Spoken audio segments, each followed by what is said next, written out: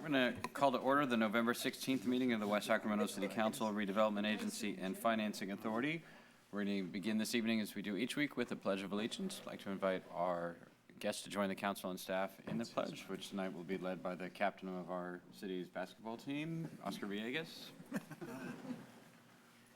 allegiance to the United States of America, one nation under God,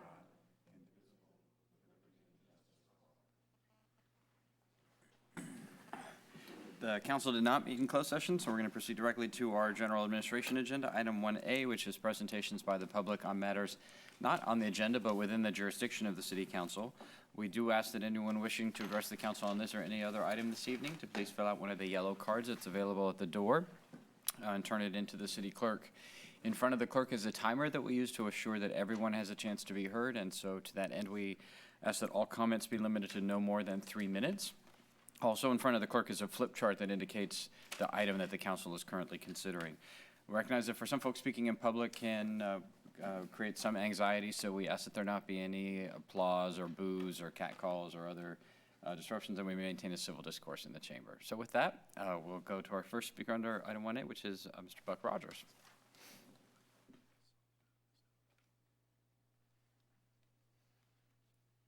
Good evening, members of the City Council. Buck Rogers, I live in Southport. I'm a little concerned about a project that the Corps of Engineers has taken on the South River Road. They've stopped work. Michael Bassett said that he was going to get after him, get him going here a couple months ago, but as of today, I went through there and they haven't started back to work. I was kind of surprised last week at the flood control meeting. They said they ran out of dirt, fill material that they needed for the project. So I think this city council needs to get rolling and get this project going. I mean, I've seen high water before at Thanksgiving, so you know I don't think it's going to rain that much, but why risk it? So someone needs to get them going. I'm not sure, but something else to consider is the Corps of Engineers is going to help us decide on what to do with the rest of the levee system. So that didn't give me a lot of hope. So anyhow, I hope you can get the project going and have them finish their little job. Thank you. Thank you. And Bill Lowell?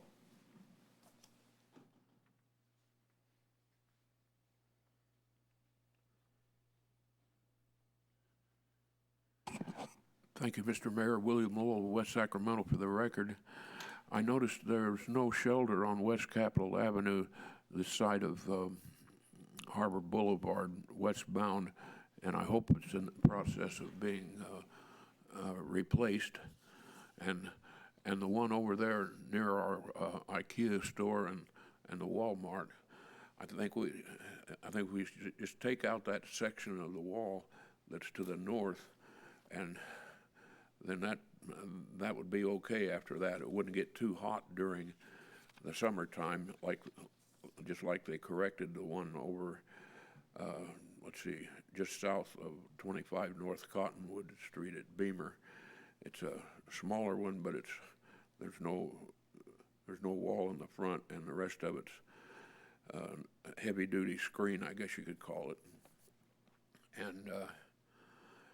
And I understand that on January 3rd, it will mark the 30th anniversary of the creation of YOLO Bus, or YOLO County Transportation Services. So you might be wanting to celebrate that somehow or another. So I'll let that go for now at this time. Thank you. Thank you, Mr. Lowell. Mr. Johannesson? Yeah, Toby, just on the previous speaker, I think he was referring to a cutout of the levee on South River Road that actually looks like it's about 10 feet lower than the crest of the levee. So there's basically a hole in the levee right now. Can we have a report on the timing of when that's going to get filled? Yes, we can get back to you. Okay. They're in the process of setting it up for the winter, so there won't be a lot more work to be done, but they're supposed to leave it in a condition that would provide adequate flood protection. Okay. We'll get back to you with any specifics. Thank you. All right, that brings us to item 1B, which is council communications. Are there any reports or other communications this evening? Mr. Johannesson. Thank you, Mr. Mayor. I attended the Yellow Solano County, Solano Air Quality Management. We received a report on the rollout of the new rules for some of the measures that are going to be taken for the 8 hours ozone plan. There's a couple of projects in Woodland that there was a request to delay those. And also, they brought to our attention that there's the Sacramento Regional Air Quality and Infill Streamline Program, which is a grant program that West Sacramento participated in 2010. It looks like the funds went to West Capitol Avenue and some transportation or transit-oriented development strategy work. But they're looking for projects for the opening of 2012, and they wanted to make sure staff is alerted that they are looking for projects now for that funding. And that's it. All right, Mayor Pro Tem Christoph. Yeah, just a very brief update. LAFCO, we are in the process of finding a new director. We've got it narrowed down to 3. There were 30 applicants, and I think it's been narrowed down to 3 now. And one of the interesting side notes on that is one of our former mayors, Cindy Tuttle, is the interim on the for LAFCO, Yolo County LAFCO, and she didn't put in for the permanent position or anything, but at the same time, she's doing a yeoman's job over there at LAFCO. And West SAFCA did meet on Thursday, November 10th, and the main thing that was discussed was project updates, the review of especially the South River Road down south, where there are 4 various alternatives, and we're getting an update on what each one of those entail and what happens with each one of those projects. And other than that, I thought it was a very good meeting. I thought it was very informative. The landowners down there spoke very positive afterwards and said that they certainly appreciated all the information and everything that we tried to give them. So, and as far as South River Road, Toby's right. What it is they're in the process of buttoning that up. The water table was extremely high, and they had some real concerns at the time because the water flows from the various dams and things that are up above the contractor says, prevented them from completing their tasks and their duties. But they will button it up, and I know that I've asked Ken Rusich to make sure he stays on top of it, and I think I will also ask that Bill Panos take a look into it to make sure that there's not an area there that is going to be lower than the existing levee, and in turn put our citizens at risk. So we'll take a look at that. Mr. Villegas. Thank you, Mr. Mayor. I'll just go ahead and report on the Port Commission had a meeting earlier this evening, and the most significant item was the assignment of an option agreement for the Stone Locks project. As you'll recall, that was handed over to the port, and so that option agreement has moved over, and we now are back in business, hopefully, with the Cordish company. Then we also received a couple updates I think they're worth noting. The mobile harbor crane that I think we recall awarding the contract to some months ago is getting loaded on the ship somewhere in Europe outside of Germany and should be in West Sacramento by the beginning of the year, February, March, I think is what they indicated. And then I think the port manager indicated that we're nearing or approaching record levels of rice shipments out of the port, which is always good news for us. So those are some good news items that are coming out of the port. Yep, great. If there's no other reports, item 1C, we have no appointments to boards and commissions this evening, so that brings us to the consent agenda, which is items 2 through 6. Any item on consent to remove, or any item for separate comment or question? Was that 2 and 4? Was that 2 and 4 and 4? Okay.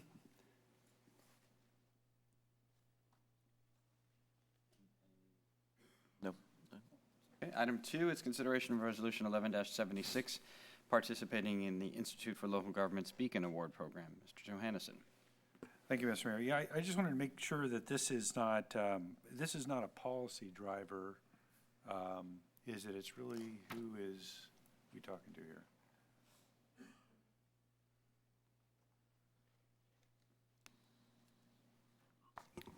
Good evening, Mayor and Council.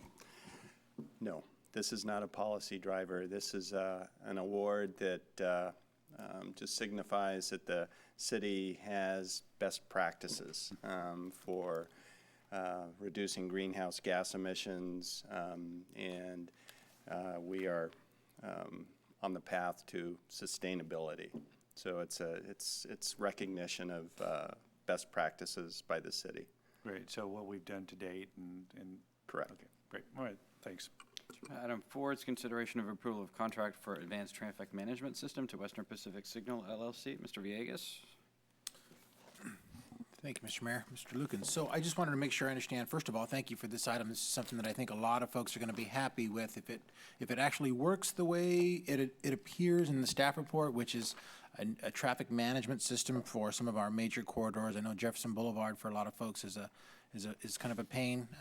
Despite how much you know traffic is going to be a headache when you get on it, you never know what you're going to get till you're on there. So I think this is probably going down the road of managing some of the timing of the lights to help traffic kind of keep it moving.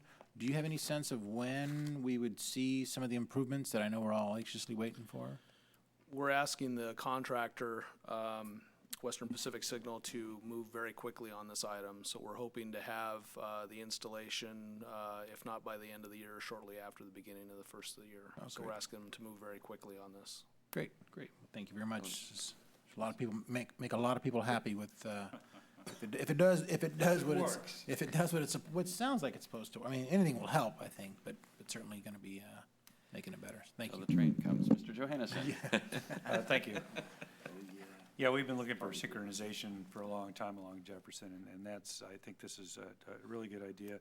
Now that we've got a budget of $85,000 for this, there's it looks like a 2-year service contract under this, basically gives us 2 years of service on whatever the system's going to be.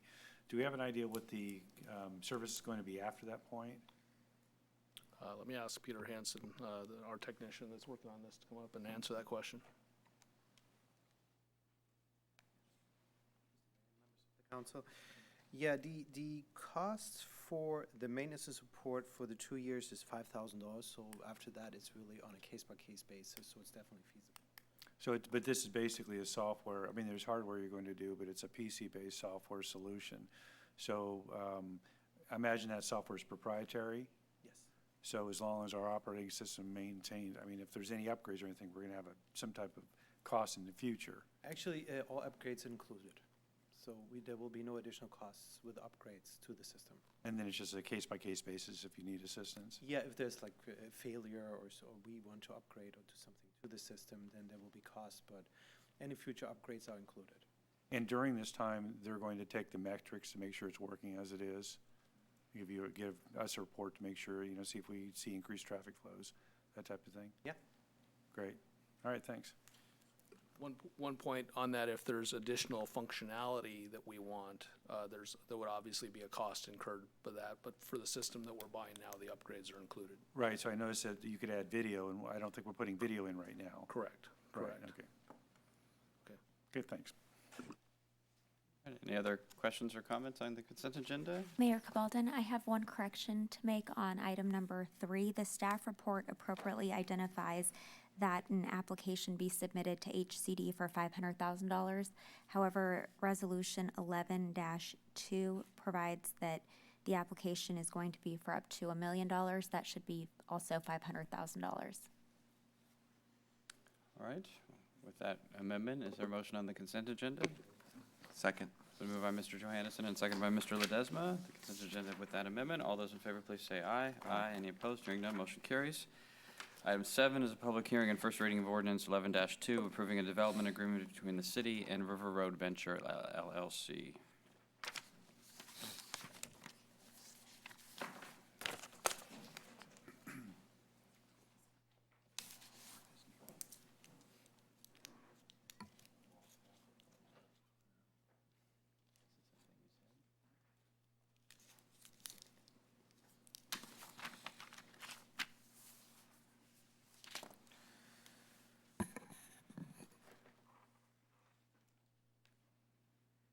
Good evening, Mayor, Council members. I'm Katie Jacobson.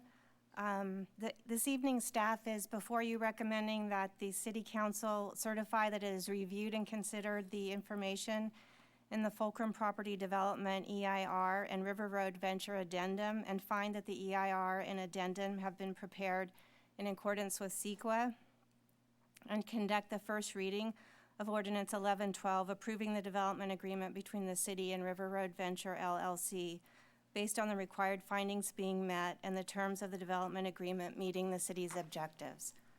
Before I begin, I need to note that ordinance number is correct in the report and all the published notices. However, the title has dropped the 1 out of the 12 in the report.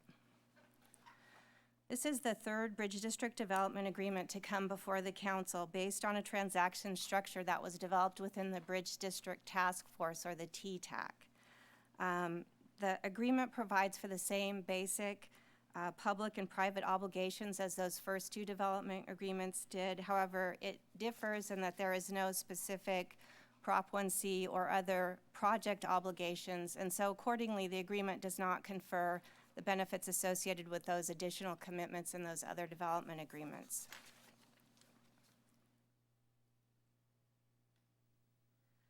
The Bridge District is envisioned for dense urban scale development due to its proximity to regional job centers, freeway access, waterfront location, and views across the river.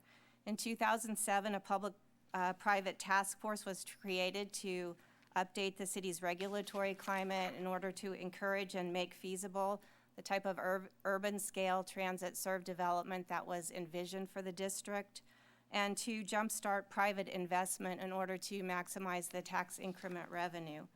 The task force efforts also included defining what would be the global DA terms that are to apply throughout the entire district. Because the district has multiple owners, the task force defined the overarching requirements that were district-wide and established them in the specific plan, CFD 27, and other citywide ordinances and programs. The city also flows through some of its obligations under its 1C contracts with the state to the property owner, both through the development agreements and the formation of CFD 27. The affordable housing terms and obligations are in the citywide inclusionary housing ordinance. The updated specific plan volumes provide the expected build-out, the entitlements allocation and management mechanisms. They define the infrastructure capacity, scope, and assumptions, the urban assumptions and features, the circulation system mandates, including streetcar, the parks and civic amenities plan, and the financing plan and strategies. The finance plan and the specific plan is implemented through CFD 27 formation, which happened in May of 2010. It defines the strategy, urban fees, transit requirements, and as well as density incentives and penalties. So the individual development agreements within the Bridge District are primarily focused on what is specific to the project property.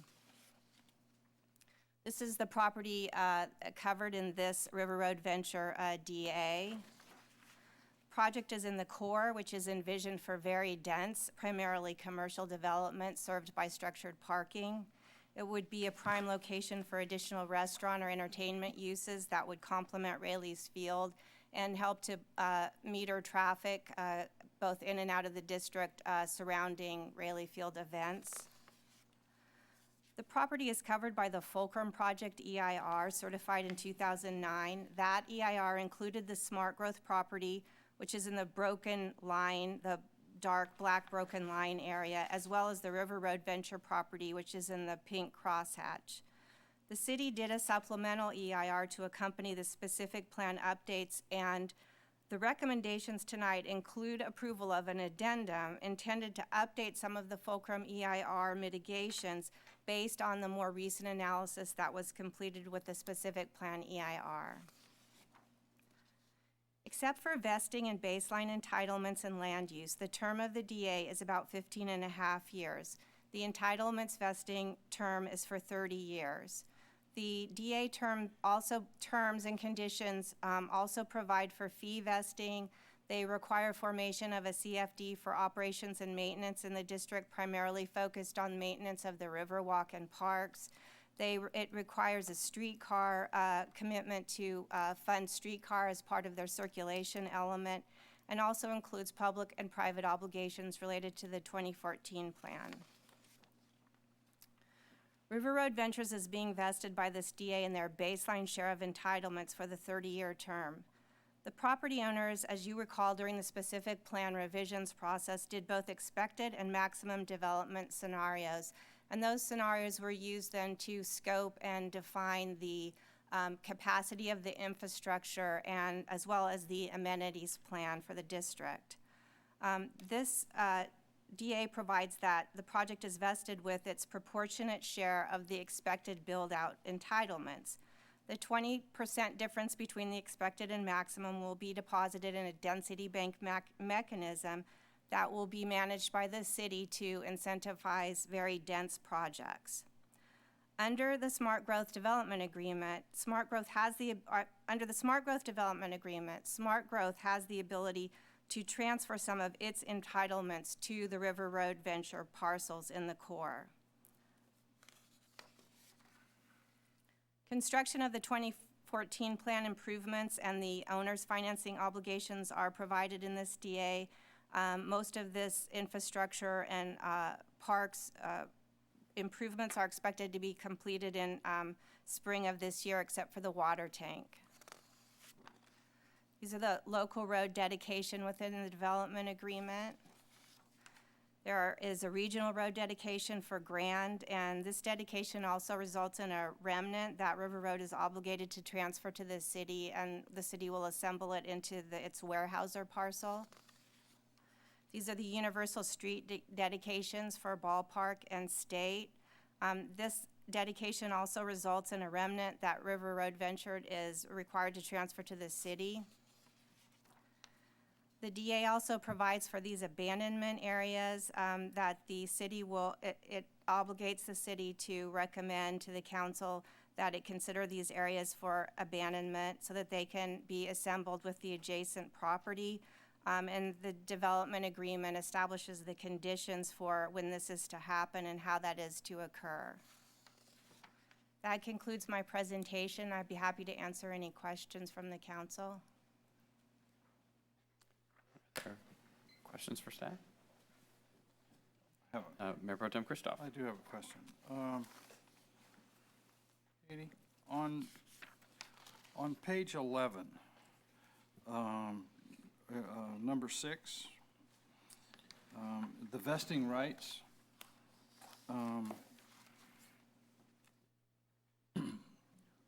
We have an obligation to construct X number of units for affordable housing because of the infrastructure grant. Yes. Okay. If that does not happen, is the development agreement null and void? No. The obligations related to the housing commitment are in the Smart Growth and Bridge District Riverfront development agreements.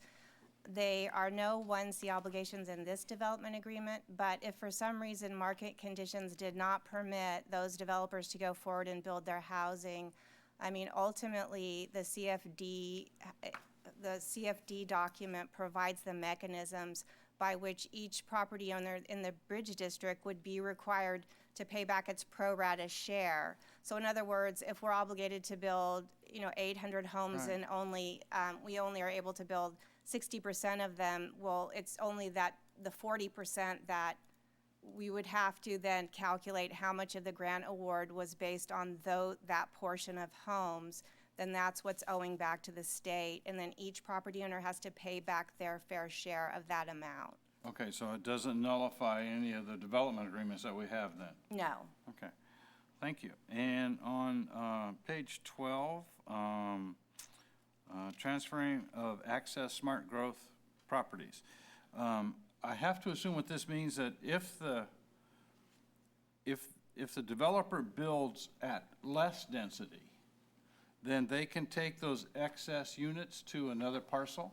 Exactly. So Smart Growth is in Smart Growth's development agreement. This is one of those additional benefits that were conferred on Smart Growth because they were building all the Prop 1C units, and they had done all their environmental work and had major investment in the project area, they were allowed to transfer their excess entitlements. So if they build out a block and there's excess entitlements, instead of going into the density bank, which the city controls, which would happen in any other property, they would be allowed to transfer them over to this other property, which they're own in partnership with another entity. But they would have to transfer that to, like zoning parcels. Right, and Okay. the conditions of the transfer would have to be that it is an appropriate transfer, that it meets all the conditions Okay. for a transfer. Okay, thank you. All right, then we'll open the public hearing on item 7. We have no request to speak on it, but because it's a legal public hearing, does anyone wish to address the council on item 7? Seeing none, we'll close the public hearing and return to the council for any further questions or discussion. Or for a motion. Or for a rest break, or? Mr. Villegas? Yeah, Mr. Mayor, I would move that we certify that we have reviewed and considered the information in the Fulcrum Property Development Environmental Impact Report and River Road Venture Addendum, and find that the EAR addendum addendum have been prepared in accordance with the California Environmental Quality Act, and conduct the first reading of Ordinance 11-12, approving the development agreement between the city and the River Road Venture LLC based on the required findings met and the terms of the development agreement meeting the city's objectives. Second.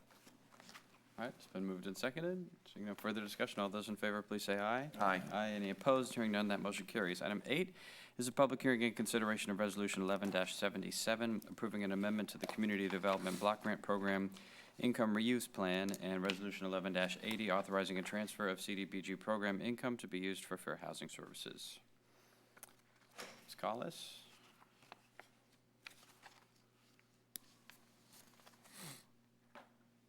Good evening.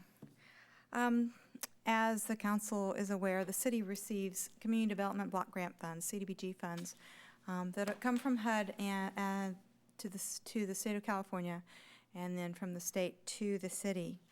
These funds can be used for a number of activities. Primarily, though, the intent is for the use of projects that serve lower income households. When the city receives funds back from a CDBG funded activity, for example, we make a first-time homebuyer loan and that loan is repaid, the money that comes back is considered CDBG program income, and the city is required to have a program income reuse plan that outlines how those funds will be used. The state of California has asked the city to revise its program income reuse plan because they have made some changes to the way that they allow us to use program income. And this is a good thing. It makes our program income quite similar to the way an entitlement city is allowed to use theirs. Very much so. If we were receiving our funds directly from HUD, we would have a lot more discretion over our program income. And now the state is giving us at least some of that discretion. Although the plan, the red line copy in your packet looks like we've changed the entire plan, most of it is just changes to the language that don't change the operation of the plan. However, there are 3 significant changes. One is the way the general administration fees are calculated, calculated as 18% of receipts instead of expenditures, which is how an entitlement city calculates general admin for program income. The second is that planning studies would be allowed to be paid from that general admin at the city's discretion. And the third is that the city would be allowed to create entirely new projects funded by program income through the state's new PI waiver program. Were there any questions on the program income reuse plan changes? And the second item in the public hearing is a request to transfer $45,000 in CDBG program income from the multifamily acquisition rehab revolving loan account to be used for fair housing services. And we do have a modification to the resolution, if the council would approve that. The state has asked us to change the resolution so that it reads fair housing services and landlord-tenant counseling, because we do pay for both of those activities through this contract every year, and the state wanted it clear that it covered both of those. So the resolution, we asked that recommended action include fair housing services and landlord-tenant counseling. All right, Mr. Villegas? Any questions? So, yeah, I had a question about that. So is that transfer something that we are doing ourselves because we want to, or is that part of the requirements to meet the new changes? It is, no, it's not a requirement from HCD. In the past, we've always had this contract for these activities. In the past, the funding that we have been using for that was through the Community Investment Fund, which has been depleted. There's no funds left. So this is finding an alternative source to continue that contract. And so, At our discretion. okay, so I guess the reason I'm asking, and you probably know, the Yellow Habitat for Humanity is interested in partnering here in West Sacramento. The look on your face makes it sound like you may not know. Well, I know that they're working with the Bright and Broderick Community Action Network. Right. Mhm. And so And I've talked to them several Okay, times. so I just want to make sure. So I just want to make sure we're not doing anything to hamper that effort. If there's a way to partner with them or to support their efforts, I know in other communities, well, it depends on where they're at. But in some communities, there is support for what they're doing. Other times, it's just in-kind support. So I just want to make sure that we're not doing anything to hamper that opportunity should it arise if the work that they want to do, which it sounds like is going to be some pretty cool stuff, to make sure we have the opportunity to do that. But it sounds like this program, the transfer for the fair housing services is something that we've needed for some time, and we're just trying to find another way to support it. Well, yeah, we currently, we've always had a contract for this, Yeah. most of the time. That the 3-year contract that we had expired in October, and in order to award a new contract, we need a source of funding for it. And this is the way we had outlined in this year's fiscal budget that CDBG program income would be used for this contract, and the state had approved that and then came back and changed its mind and said we needed to change our reuse plan to do that. So. Pro Tem Christoph. Yeah, so what's Fair Housing Services do? Our contract that just ended was with the Sacramento Fair Housing Commission, and they have a nonprofit arm called CHIRLA, Center for Housing and Law Advocacy. I think I've got some of the initials mixed up, sorry. So when we get calls all the time, almost daily, from people complaining that, it's a tenant, they can't get their landlord to make improvements, their landlord is kicking them out. That's fair housing. That's landlord-tenant services. But fair housing is also if they feel like they've been discriminated against based on some protected class. Plus, CHIRLA comes out usually once a year and does fair housing testing in West Sacramento. So they will send an individual or a couple of various races or various familial designations, couple with children, couple without children, have them go to the same apartment complex and see if they get the same information on rates and availability. And if they don't, then they do counseling to the apartment managers on those. Mm-hmm. All right. And why do we do landlord-tenant counseling? What's the history of, is it some expectation of a grant or a statute, or the council just decided 25 years ago that would be an activity we wanted to support? Or? Well, 25 years ago, I can't say, but most entitlement cities have a contract like this because it is if we were to have CDBG funds directly, we would have to show that how we were serving fair housing. The landlord-tenant counseling is not necessarily required, but fair housing counseling is required if we were to receive CDBG directly. And a number of our other grants that we get from the state, for example, home and CDBG, always ask us in the grant application, what are you doing for fair housing? So it's not a requirement, but we have to show that we do something.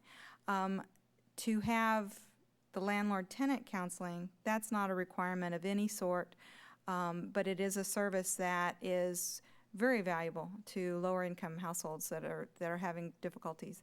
And we get a lot of calls on that.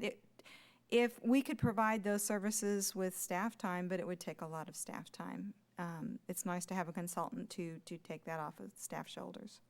Yeah, I mean, I get that. I'm just trying to understand sort of how it Right. falls in our range of sort of mission-critical activities that only we can provide. Because we don't do that for, if you have a dispute with an employer or with a utility other than us, we don't provide that service. It's just, it just happens to be if you're or if you're a homeowner and you have a dispute with your lender, we don't provide that service either. So it's, I know it's valuable and it's important, but it also needs to be on the table. I mean, we're talking about the full range of our city activities during the budget and economic development and redevelopment and all that together. So it's not a huge expenditure, particularly when we do it with fair housing, but I want to start asking questions about some of the activities that we've always done, but when we had a different resource set available to us. So, okay. All right. Any other questions on or comments on item 8? All right, then we'll open the public hearing. Again, we have no request to speak on this item, but does anyone wish to address the council since it's a legal public hearing? Seeing none, we'll close the public hearing, return to the council. For any further question, discussion, or motion? Mr. Johannesson. Mr. Mayor, the motion is to approve Resolution 1177, adopting an amendment to the CDBG program income reuse plan, and approve Resolution 11-80, transferring $45,000 in CDBG program income from the multifamily acquisition rehabilitation revolving loan account to Fair Housing Services. And that's fair housing and the landlord-tenant counseling. Right, correct. All right. I'll second. It's been moved and seconded. Seeing no further discussion, all those in favor, please say aye. Aye. Any opposed? Hearing none, motion carries. Council calendar, Ms. Richardson. Yes, Mr. Mayor, this is our last meeting of the month, and I just wanted to remind the council that this Friday at 11 o'clock is our main drain pump station grand opening. Later in the month, not on your calendar, on November 30th is going to be the Tower Bridge Gateway ribbon cutting, and that's being scheduled for 11 a.m. that day. And the city offices are going to be closed on Thursday and Friday in support of the Thanksgiving holiday. Any And questions on also, the calendar? Oh, yes. December 2nd is our annual holiday tree lighting in front of the city hall here. Questions on the calendar? Carol, what time was the main drain, 11 o'clock? 11 o'clock.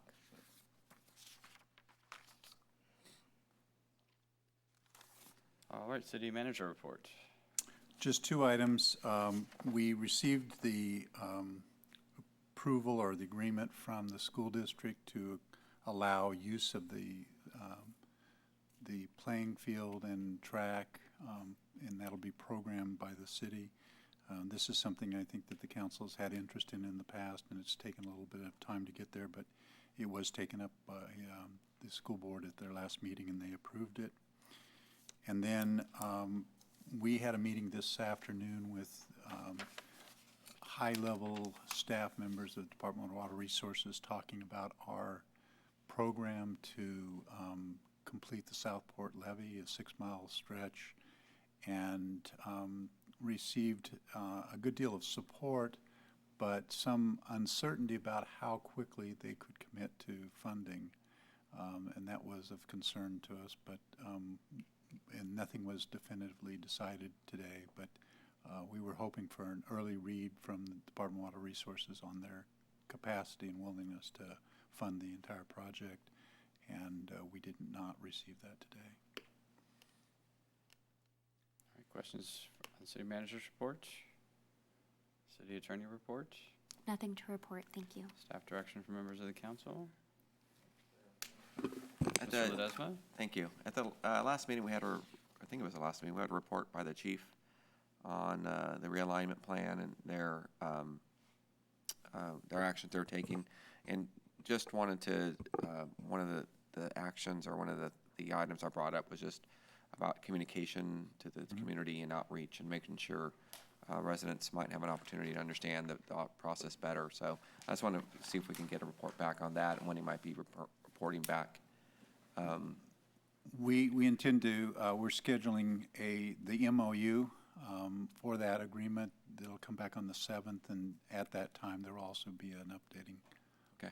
status report. Okay, thank you. All right, and we have no future agenda item requests. Is there a motion to adjourn? Been moved by Mayor Pro Tem Christoff and seconded by Mr. Villegas. All those in favor, please say aye. Aye. Any opposed? Hearing none, motion carries. Meeting is adjourned.